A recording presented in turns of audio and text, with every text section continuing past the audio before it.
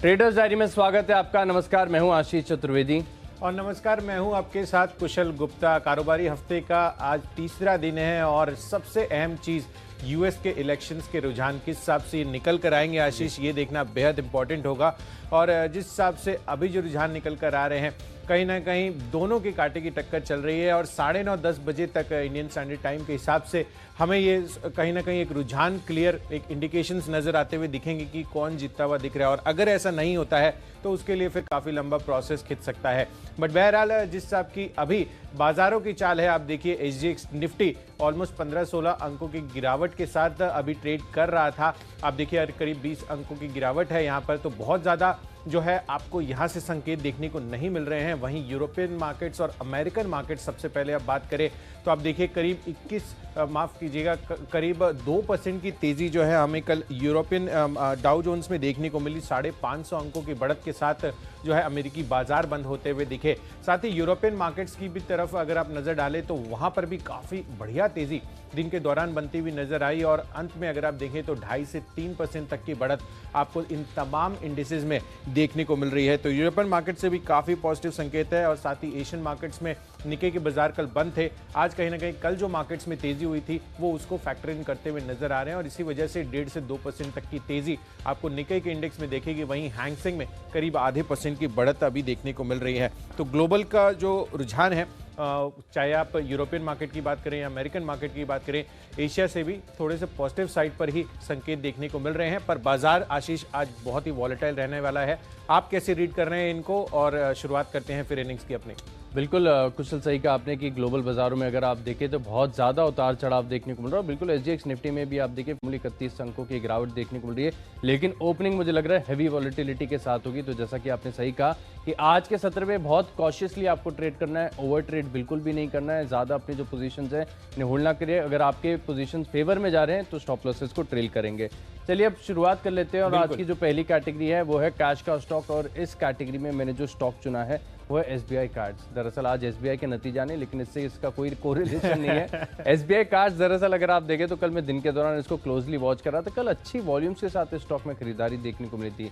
Daily charts अगर आप pull out करके देखेंगे तो आपको पिछले 7 दिनों की एक छोटी सी रेंज नजर आएगी। कल इसके ऊपरी तरफ एक ब्रेकआउट की प्रयास देखने को मिला था। मुझे लग रहा है कि आज भी अगर आप देखें तो कहीं ना कहीं अगर सेंटिमेंट्स वैसे भी बैंकिंग फाइनेंशियल 2 दिन हो गए लगातार बाजार में तेजी दिखा रहे हैं। और एसबीआई कार्ड्स में एक खास बात और भी नजर आती है कि अगर आप लॉन्ग टर्म चार्ट्स देखें, यानी लिस्टिंग हुई थी, लिस्टिंग के बाद गिरावट हुई, गिरावट के बाद पूरा जो है रिबाउंड हो गया, यानी एक यू बन गया, राउंडिंग बॉटम फॉर्मेशन हो गया। इस चार्ट के पैटर्न में मुझे काफी ज्यादा दम नजर आता है। ना कि सिर्फ इंट्राडे, पोजिशनल बेसिस पर भी स्टॉक को मैं अपने रडार पर रखता हूं। खरीदारी करेंगे 830 रुपए के लक्ष्य के लिए, केवल 806 रुपए का आपको स्टॉप लॉस लगाना है। कुशल, कैश का स्टॉक आपने कौन सा चुना है? बिल्कुल आशीष, तो बैंक्स और एनबीएफसीज पर आपने फोकस करते हुए एसबीआई कार्ड्स को चुना है। टेक्निकली काफ़ी स्ट्रांग लग रहा है उस आधार पर। और मैंने भी बैंकिंग स्पेस से एक स्टॉक चुना है, वो है एयू स्मॉल फाइनेंस बैंक। इनके लिए काफ़ी पॉजिटिव जो है एक खबर आती हुई नजर आई है कि केयर हेल्थ इंश्योरेंस कंपनी के साथ इन्होंने करार कर लिया है इंश्योरेंस प्रोडक्ट्स के लिए। तो जाहिर सी बात है कि जब बैंक इंश्योरेंस जो है वो बिकता हुआ नजर आएगा तो इनकी भी जो मार्जिन है उसमें भी हमें उछाल देखने को मिल सकता है। और आय में स्पेसिफिकली काफ़ी अच्छी बढ़त जो है आगे आने वाले समय में जो भी क्वार्टर्स की अर्निंग्स आएंगी उसमें रिफ्लेक्ट करते हुए दिख सकती है। तो ये जो करार आया है ये कैश स्पेस से एयू स्मॉल फाइनेंस के लिए बढ़िया ट्रिगर बन सकता है। तो यहाँ पर खरीदारी करके चलिए। वैसे भी बैंक्स और एनबीएफसीज आप देखिए पिछले 2 दिनों से, जैसे आशीष आपको बता रहे थे, कि काफ़ी अच्छी लीड लेते हुए नजर आए थे। इनफैक्ट पूरे बाजार को जो है बैंकिंग स्पेस और एनबीएफसी स्पेस ही ड्राइव करता हुआ नजर आया था। तो कैश स्पेस से एयू स्मॉल फाइनेंस बैंक खरीद कर चलिए। 795 करीब 800 का टारगेट इसमें बनाकर चलिए। 762 रुपए का आपको स्ट्रिक्ट स्टॉप लॉस मेंटेन करना होगा। दूसरा कैटेगरी है हमारी फ्यूचर्स की। और फ्यूचर्स में मैंने चुना है सन फार्मा को। आप देखिए कल जिस आपकी तेजी बनी थी नतीजे आने के बाद, काफी बेहतरीन नतीजे मैं कहूंगा आशीष आते हुए नजर आए थे सन फार्मा के। और उस वजह से भी काफी पॉजिटिविटी बनती हुई दिखी। और आज सुबह भी एक और अपडेट आया कि यूएस एफडीए से एक जो कैंसर की दवा है, लंग कैंसर की, उसको भी एक प्रिलिमिनरी मंजूरी मिलती हुई नजर आई है।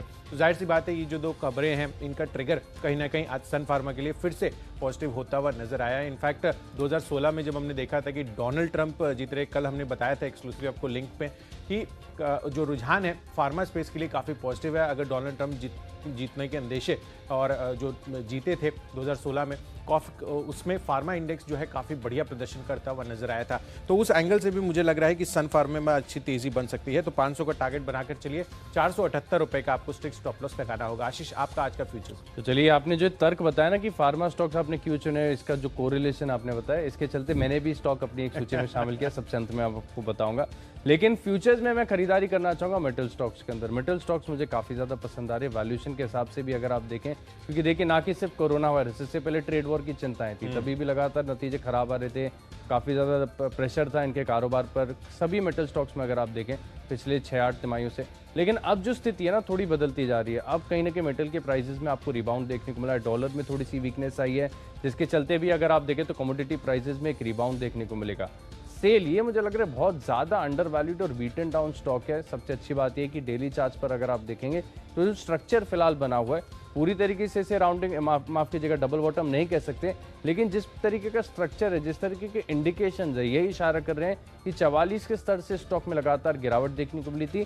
फिलहाल जिस स्तर पर है यहाँ पर एक बेस बन चुका है और अब यहाँ से एक तेजी की उम्मीद लगाई जा सकती है। पोजिशनल बेसिस पर भी अगर आप देखें तो स्टॉक मुझे काफी बढ़िया लग रहा है। यहाँ पर आप खरीदारी करेंगे इंट्राडे बेसिस पर 35 रुपये 60 पैसे के लक्ष्य के लिए, और स्टॉप लॉस बहुत ही टाइट लगाना होगा आपको, केवल 34 रुपये 50 पैसे का। अगली जो कैटेगरी है वो भी एफएनओ स्पेस से ही है और वो है आज का ऑप्शन। और इस कैटेगरी में मैं एक स्टॉक कल जब हम शो ही देख रहा था मैं, तब किसी हमारे एक्सपर्ट ने गेस्ट ने जो है अपोलो हॉस्पिटल डिस्कस किया, तो मैंने तुरंत चार्ट देखे, मुझे चार्ट काफ़ी ज़्यादा पसंद है जिस तरीके का स्ट्रक्चर बना हुआ है। इनफैक्ट मैं कहना चाहूँगा कि एसबीआई कार्ड्स और अपोलो हॉस्पिटल का अगर आप चार्ट देखेंगे तो कहीं ना कहीं कैंडल लेवल पर सिमिलर स्ट्रक्चर देखने को मिल रहा है।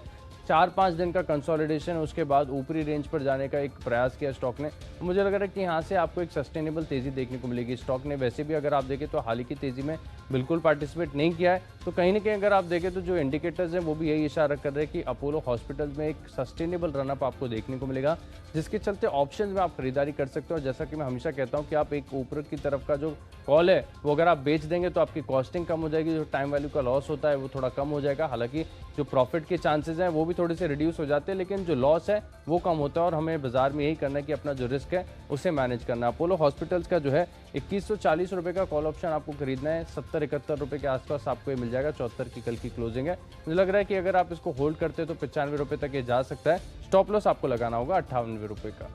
बिल्कुल आशीष, तो बैंक्स के साथ साथ अपोलो हॉस्पिटल्स भी जो था कल मार्केट एक्शन में काफ़ी ज़्यादा एक्टिव था, तो यहाँ पर देखना होगा कि किस हिसाब का रुझान जो है आज के सत्र में बनता हुआ नजर आता है।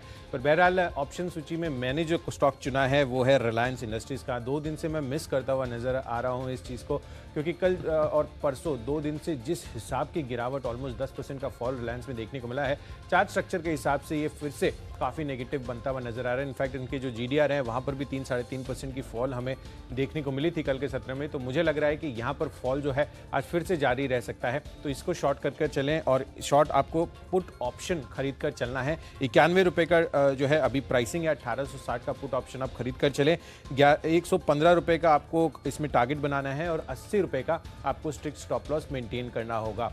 टेस्ट को आगे बढ़ाते हैं, अगली जो कैटेगरी है टेक्नोपिक। कुशल, टेक्निकली कौन सा स्टॉक आपको पसंद आ रहा है?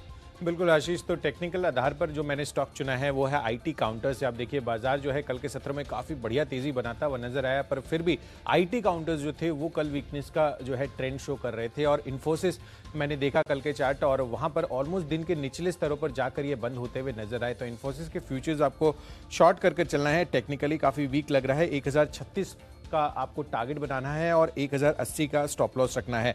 और आपकी तरफ से टेक्निकल आधार पर कौन सा स्टॉक है आशीष? देखो, मेटल स्टॉक्स पर फोकस बना हुआ है कुछ। जिस तरीके से मेटल स्टॉक्स मेरे रडार पर आ रहे हैं, मुझे लग रहा है कि यहाँ से आपको एक बढ़िया तेजी देखने को मिल सकती है। वेदांता ये काउंटर मुझे लग रहा है कि आप कहीं ना कहीं देखिए डीलिस्टिंग का जो प्रक्रिया का जो था मामला वो तो खत्म हो चुका है। रिजल्ट भी आने वाले हैं, रिजल्ट भी आने वाले को रिजल्ट्स भी हैं इसके। जिस तरीके का चार्ट का स्ट्रक्चर है, स्टॉक ने जो है करीब 94 से लेकर 96 के आसपास जो है एक अच्छा सा बेस बना लिया। मुझे लग नहीं रहा कि इसके नीचे जाएगा। हालांकि यहाँ पर अगर आप अपना स्टॉप लॉस प्लेस करना चाहें तो 94 के आसपास स्टॉप लॉस प्लेस कर सकते हैं, क्योंकि फिर अगर यहाँ से गिरावट होती है तो गिरावट एक्सटेंड होगी। लेकिन अब मुझे लग रहा है कि यहाँ पर जो आपको तेजी के संकेत देखने को मिलेंगे। और वैसे भी वेदांता में देखिए डीलिस्टिंग की प्रक्रिया इसके लिए फेल हुई थी क्योंकि जो उन्होंने 87.5 का भाव तय किया था और जो निवेशक हैं उसे कहीं ज़्यादा ऊपर कोट कर रहे थे। तो आप ये तो समझ लीजिए कि स्टॉक के अंदर इनहेरेंट वैल्यू बहुत ज़्यादा है। तो मुझे लग रहा है कि फंडामेंटल लिहाज से भी अगर आप देखें तो बहुत बढ़िया है। वेदांता टेक्निकली भी स्ट्रॉन्ग नजर आ रहा है। हालांकि दिन के दौरान मैं ज़्यादा तेजी की उम्मीद नहीं कर रहा हूँ, क्योंकि अब थोड़ा सा डीलिस्टिंग की प्रक्रिया के बाद ये स्टॉक थोड़ा सुस्त हो गया है। 97-98 रुपये तक किस तरह आपको देखने को मिल सकते हैं, और आपको स्टॉप लॉस जैसा कि मैंने आपको बताया कि 94 के नीचे जाएगा तो आप बिल्कुल इस स्टॉक से एग्जिट कर लीजिए। जो अगली कैटेगरी है वो फंडामेंटल पिक, और फंडामेंटल पिक में आजकल मैं जुड़ रहा हूँ जो नतीजे वाले स्टॉक्स हैं। भरपूर नतीजे आ रहे हैं बाजार बंद होने के बाद, कोई ज़्यादा हमें परेशानी हो नहीं रही स्टॉक्स निकालने के लिए। अदानी गैस के जो नतीजे हैं वो मैं देख रहा हूँ, नतीजे मुझे काफ़ी बढ़िया नज़र आ रहे हैं, क्योंकि पिछले साल के मुकाबले अगर आप देखें तो कंपनी का जो मुनाफा है करीब 13% बढ़कर 136 करोड़ आया है, और मार्जिन में बहुत शानदार उछाल देखने को मिला है। 27% से बढ़कर करीब 47% इनके EBITDA मार्जिन है। कामकाजी मुनाफा जो है 54% बढ़ा है, लेकिन जो आय है वो करीब 12% घटी है। लेकिन इस तिमाही में ज़्यादातर कंपनियों की आय अगर आप देखें तो वहाँ पर थोड़ी सी गिरावट है। अदानी गैस देखिए शानदार स्टॉक है, मार्च में 80 रुपये का था और आप देखिए 200 रुपये के ऊपर खड़ा है, और मुझे लग रहा है कि अभी भी इसके अंदर स्ट्रेंथ काफ़ी ज़्यादा है। चार्ट पैटर्न इंडिकेट कर रहे हैं कंफर्ट है खरीदारी करने का, और जो रिजल्ट का भी ट्रिगर है, मुझे लग रहा है कि दिन के दौरान यहाँ पर तेजी देखने को मिल सकती है। 222-223 के आसपास की क्लोजिंग है। 235 रुपये के लक्ष्य के लिए आपको इसमें खरीदारी करनी है, और केवल 215 रुपये का एक स्टॉप लॉस लगाना होगा। बिल्कुल आशीष, तो दूसरी तिमाही के नतीजों में ऑपरेशनली जो है कंपनियां बहुत बेहतर परफॉर्म करती हुई नजर आ रही हैं, और अदानी गैस में तो मार्जिन सुन के ही सरप्राइज हो गया। 20% का उछाल आपको मार्जिन में देखने को मिल रहा है, तो ये अपने आप में काफ़ी सिग्निफिकेंट जंप हम कहेंगे कि अदानी गैस में जो इनके नतीजे इन्होंने घोषित किए हैं उसमें आता हुआ नजर आया है। तो देखना होगा कि आज किस तरह का पॉजिटिव रिएक्शन आपको इस स्टॉक में देखने को मिलता है। चलिए अब मैं सूची को आगे बढ़ाता हूं, और यहाँ पर मेरी तरफ से जो फंडा पिक है वो है टीवीएस मोटर्स का। आप देखिए कल के सत्र में टू व्हीलर्स स्पेस में एक स्ट्रॉन्ग रिवर्सल हमें देखने को मिला था, और अब कहीं ना कहीं टीवीएस मोटर्स में वो जो मोमेंटम है वो बाकी है, क्योंकि हीरो मोटोकॉर्प बजाज ऑटो में हमने कल काफ़ी अच्छी तेज़ी बनती हुई नजर आई थी। और सबसे बड़ा क्यू यहाँ पर फंडामेंटली जो बनता हुआ नजर आ रहा है कि जब इनके नंबर्स आए थे आशीष, तो वहाँ पर जो मैनेजमेंट है उन्होंने ये कहा था कि डोमेस्टिक और साथ साथ इंटरनेशनल दोनों फ्रंट्स पे वो इंडस्ट्री से ज़्यादा लीड करते हुए नजर आएंगे अपनी ग्रोथ स्ट्रैटेजी के हिसाब से। तो कहीं ना कहीं ये जो कमेंट्स आ रहे हैं मैनेजमेंट की तरफ से वो काफ़ी पॉजिटिव इनके लिए साबित हो सकते हैं, और एंट्री लेवल पोर्टफोलियो है इनका, तो यहाँ पर भी काफ़ी बेहतरीन डिमांड आती हुई नजर आई है। हीरो मोटोकॉर्प ये साफ इंडिकेट कर रहा था, तो कहीं ना कहीं यहाँ पर काफ़ी बढ़िया तेजी अगले 3 महीनों के लिए आप बनाकर चलिए। फंडामेंटली काफ़ी मजबूत स्टॉक है, 550 का आपको इसमें टारगेट रखना होगा। तो फंडामेंटली टीवीएस मोटर्स अच्छा लग रहा है, पर इन्वेस्टमेंट के लिहाज से जो आपको स्टॉक चुनना है, इनफैक्ट 4-5 बार ये पहले भी मैं रिकमेंड कर चुका हूँ, पर कल जिस तरह के नतीजे आए आशीष डाबर के काफ़ी बेहतरीन हमें देखने को मिले हैं। आप देखिए मार्जिन लिहाज से, मुनाफे के लिहाज से आउटस्टैंडिंग जो हमने अनुमान किया था उसको ये कंफर्टेबली बीट करते हुए नजर आए हैं। तो यहाँ पर मुझे लग रहा है कि डाबर आगे के लिए भी काफ़ी बढ़िया तेज़ी बनती हुई नजर आ सकती है। जो हेल्थ सप्लीमेंट पोर्टफोलियो है इनका, वहाँ पर काफ़ी मजबूती जो है मैनेजमेंट को लग रही है। तो 750 के लक्ष्य के लिए यहाँ पर खरीदारी कीजिए 6 महीनों की अवधि के लिए, लेकिन आपका होल्डिंग पीरियड होना चाहिए। बिल्कुल, चलिए निवेश के लिहाज से मुझे भारी भरकम स्टॉक 3M इंडिया ये बहुत ज़्यादा पसंद आ रहा है। कल चार्ट पैटर्न्स में देख रहा था अच्छी गिरावट के बाद अब इस स्टॉक में जो है रिवर्सल के जो संकेत है साफ नजर आ रहे हैं, और ना कि सिर्फ रिवर्सल, इसमें एक सस्टेनेबल रनअप के मूव नजर आ रहे हैं। कंपनी भी अगर आप देखें तो देखिए भाव से, वैल्यूएशन से थोड़ी महंगी नजर आएगी, लेकिन मल्टीनेशनल कंपनी, और इसका अगर आप SKU देखें तो इनके प्रोडक्ट्स बहुत ज़्यादा हैं, बहुत ही ज़्यादा विस्तारित, बहुत ज़्यादा डाइवर्सिफाइड कंपनी है। खासतौर पर अगर आप कार केयर सेगमेंट में देखें तो इनकी कोई टक्कर नहीं है। मार्केट शेयर सबसे ज़्यादा सिग्निफिकेंट, और मुझे लग रहा है कि जिस प्रकार से अब चीज़ें ओपन अप हो रही हैं, इकोनॉमी में एक बूम फिर से देखने को मिल रही है, 3M इंडिया मुझे लग रहा है कि फिर से अपने जो सिस्टम स्तर है नेट टेस्ट कर सकता है। हालांकि जिस तरीके का चार्ट पैटर्न बना हुआ है, आपको टारगेट प्राइस, टारगेट ड्यूरेशन बड़ी आसानी से मिल जाएगा। मुझे लग रहा है कि 3 से 6 महीने अगर आप इस स्टॉक को होल्ड करते हैं तो आपको यहाँ से बड़े आराम से 12 से 15% तक के रिटर्न्स देखने को मिल सकते हैं। 19,500 के आसपास की कल की क्लोजिंग है। 21,500 रुपये के लक्ष्य के लिए आप केवल 3 से 6 महीने के लिए स्टॉक को होल्ड करेंगे। अगली जो कैटेगरी है वो है खबरों के दम पर, और खबरों में सबसे ज़्यादा एक्शन आज आपको देखने को मिलेगा अजंता फार्मा में, क्योंकि सबसे पहली बात तो ये कि जो जी बिजनेस के एक्सक्लूसिव रिसर्च रही कि हमने जो आपको बायबैक का प्राइस बताया 1850 रुपये, और बिल्कुल देखिए सटीक 1850 रुपये पर कंपनी बायबैक करी, और नतीजे भी बहुत शानदार देखने को मिल रहे। मुनाफा जो है 47% बढ़ के आया है, मार्जिन में 10% का उछाल है, कामकाजी मुनाफा 54% बढ़ा है। जनता फार्मा नो ब्रेनर है आज के सत्र में, अच्छी खासी बढ़िया तेजी की उम्मीद लगा रहा हूं मैं। यहाँ पर आप खरीदारी करेंगे, हालांकि जो लक्ष्य मैंने आपको दिया थोड़ा सा कंजर्वेटिव हो सकता है, लेकिन उछाल बड़ा ही एक्सपेक्टेड। यहाँ पर 1680 रुपये के लक्ष्य के लिए आप यहाँ पर खरीदारी करेंगे, और केवल 1585 का आपको स्टॉप लॉस लगाना है। तो आशीष आज ए स्टॉक्स का दिन है, अदानी गैस के बाद अजंता फार्मा, तो काफ़ी बेहतरीन जो है आज ए स्टॉक्स के ए नेम के स्टॉक्स चलने वाले हैं और मैंने भी जो है इसी सीरीज़ में एक और नाम जोड़ दिया है, वो है असाही सोंगवॉन का। और खबरों के आधार पर मुझे यहाँ पर काफ़ी बढ़िया तेज़ी बनती हुई नज़र आ रही है, क्योंकि बाईबैक का ट्रिगर डेफिनेटली अजंता फार्मा जब बाईबैक की बात हो रही थी तब भी आपने आई थिंक बताया था, और यहाँ पर इस लिहाज से ही मुझे लग रहा है कि असाही सोंगवॉन में भी उस आपकी तेजी बन सकती है। 6 तारीख को इनकी बायबैक पर बोर्ड बैठक है, डेफिनेटली इन पर आज नजर रखिए, काफी बेहतरीन नंबर्स इसके आते हुए नजर आ सकते हैं बायबैक प्राइस के हिसाब से। तो 218 का टारगेट आज के लिए बनाइए और 209 रुपए का आपको स्ट्रिक्ट स्टॉप लॉस रखना होगा। बढ़ते अपनी अगली कैटेगरी की तरफ जो है माई चॉइस, और यहाँ पर हम आपको 3 स्टॉक्स बताते हैं और सबसे पहला कॉल है मेरा आज के लिए माई चॉइस कैटेगरी में केयर रेटिंग्स का। यहाँ पर आपको खरीदारी करने की राय है। आप देखिए नंबर्स के लिहाज से काफी बेहतरीन नंबर्स आते हुए दिखे हैं, मार्जिन फ्रंट पर स्पेशली 50% से बढ़कर 55% होते दिखे हैं। साथ ही कंपनी का जो कामकाजी मुनाफा है उसमें भी 15% का उछाल रहा है। तो बढ़िया नंबर्स के आधार पर केयर रेटिंग्स यहाँ पर खरीदारी कीजिए। 315 का टारगेट रखिए, 300 रुपए का स्टॉप लॉस बनाकर रखना है।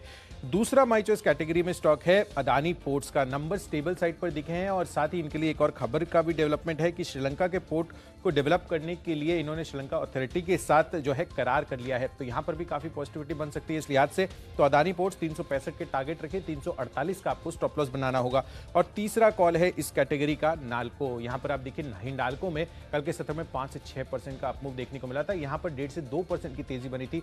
तो एक फॉलो ऑन मोमेंटम जो है इस स्टॉक में बाकी है। मुझे लग रहा है कि आज यहाँ पर तेजी बन सकती है और ग्लोबल स्तर पर भी जो मूड माहौल है वो भी काफी पॉजिटिव है। तो 32 का टारगेट इसमें बनाइए और 30 रुपए का आपको स्ट्रिक्ट स्टॉप लॉस मेंटेन करना होगा। तो चलिए इस कैटेगरी में मुझे पसंद आ रहा है कॉन्कोर। कल के सत्र में अगर आप देखें तो अच्छे वॉल्यूम्स के साथ इस स्टॉक में खरीदारी देखने को मिली। चार्ट पैटर्न सपोर्टिव है, मुझे लग रहा है कि एक कंटिन्यूएशन मूव आपको देखने को मिलेगा।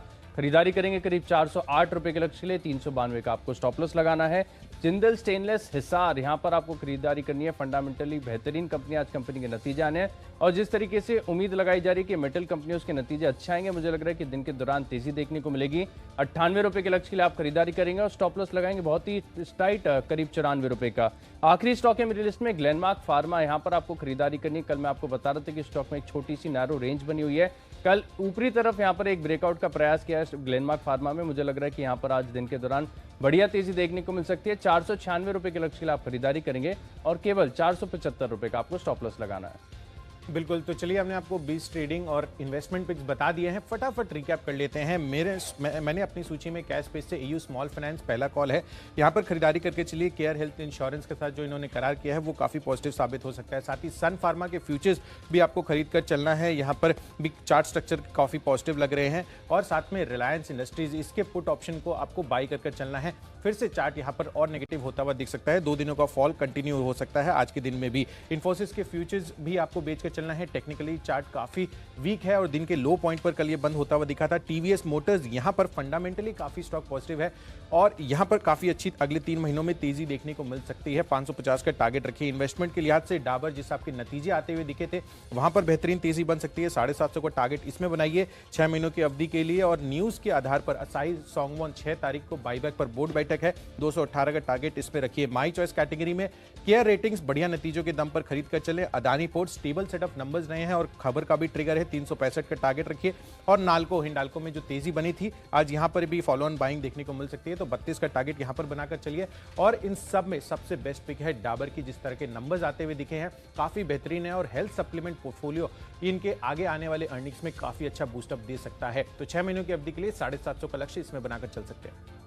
तो चलिए कैश का स्टॉक मैंने चुना है एसबीआई कार्ड। कंसोलिडेशन से बाहर आ रहा है, 830 रुपए तक जा सकता है। सेल में अगर आप देखें तो एक डबल बॉटम फॉर्मेशन हो चुका है। 35 रुपए 60 पैसे के लक्ष्य के लिए आप खरीदारी करेंगे। अपोलो हॉस्पिटल एक सस्टेनेबल रनअप के लिए तैयार हो रहा है, 2140 रुपए का कॉल ऑप्शन खरीदेंगे 95 के लक्ष्य के लिए। और वेदांता ने निचले स्तरों पर अगर आप देखें तो एक बेस बना लिया, मुझे लग रहा है दिन के दौरान 97-98 रुपए तक जा सकता है। अदानी गैस के मार्जिन में 20% का उछाल देखने को मिला है, खरीदारी करेंगे। और निवेश के लिहाज से बेहतरीन कंपनी है 3M इंडिया, एमएनसी कंपनी है, बेहतरीन डाइवर्सिफाइड कंपनी। और मुझे लग रहा है 3 से 6 महीने का अगर आप स्टॉक को समय देंगे तो आपको करीब 8 से लेकर 12% तक के रिटर्न देखने को मिल सकते हैं। अजंता फार्मा यहाँ पर 1850 रुपए के भाव पर बायबैक को मंजूरी मिल गई, इसका एक एक्शन देखने को मिलेगा। कॉन्कोर में कल अच्छी वॉल्यूम्स के साथ खरीदारी देखने को मिली थी। जिंदल स्टेनलेस हिसार नतीजों से पहले एक उछाल की उम्मीद है। और ग्लेनमार्क फार्मा में अगर आप देखें तो दिन के दौरान 496 रुपए तक के लक्ष्य देखने को मिल सकते हैं। और इन 10 स्टॉक्स में मेरा कन्विक्शन सबसे ज्यादा 3M इंडिया में, क्योंकि फंडामेंटली बेहतरीन कंपनी और चार्ट पैटर्न सजेस्ट कर रहे हैं कि अच्छी गिरावट के बाद अब यहां पर रिवर्सल के स्ट्रॉन्ग संकेत देखने को मिल रहे हैं।